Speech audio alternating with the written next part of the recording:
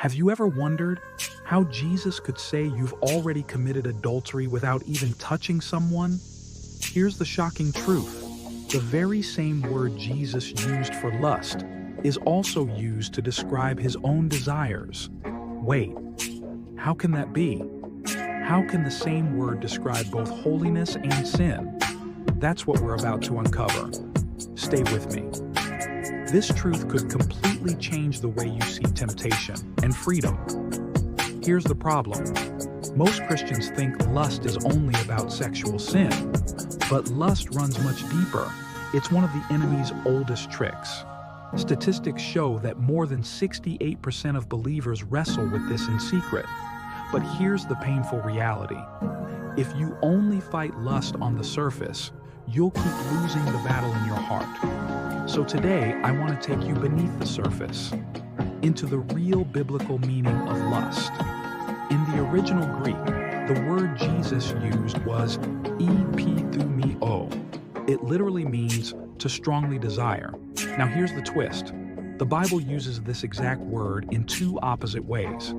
Jesus himself said, "I have eagerly desired to eat this Passover with you."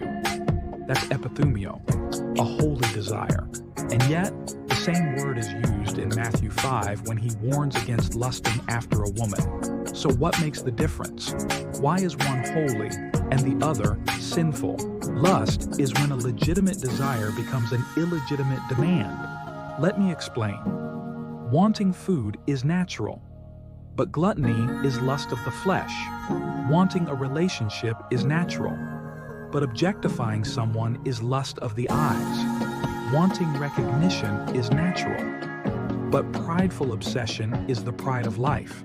Lust twists God-given desires into self-centered demands. That's why your willpower alone fails, because you're not fighting the root, you're fighting the fruit. Let's examine the three types of lust.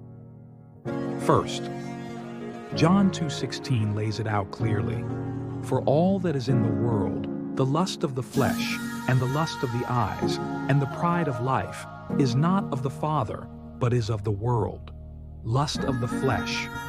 When cravings for pleasure control you, think food, pornography, or binge habits. Lust of the eyes. When envy drives you, always comparing, never satisfied. Pride of life. When your ego demands the spotlight, status, applause, even spiritual pride. These three cover every temptation you'll ever face. The enemy just repackages them in new ways. Now let's get practical. I want you to take the 30-second lust test.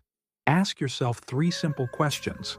Is this desire controlling me instead of me controlling it? Is this desire drawing me closer to God or pulling me away? Would I be ashamed if this desire was exposed? If the answer is yes to any of these, then what you're dealing with isn't just desire, it's lust. Pause the video, think about it, and share in the comments. Which of these three lusts are you battling the most right now? Flesh, eyes, or pride of life? But here's the good news. Recognition is the first step to freedom. Lust loses its power the moment it's exposed to God's light. You are not fighting this battle alone. The same Spirit that raised Jesus from the dead lives in you, and He gives you the strength to master your desires instead of being mastered by them. If this message opened your eyes, don't just click away. Subscribe for more biblical truth that will help you fight hidden battles and walk in victory. Remember, God didn't call you to be a slave to lust. He called you to be free. The question isn't whether you'll be tempted again. The question is, when you are, will you run to shame or to the Savior?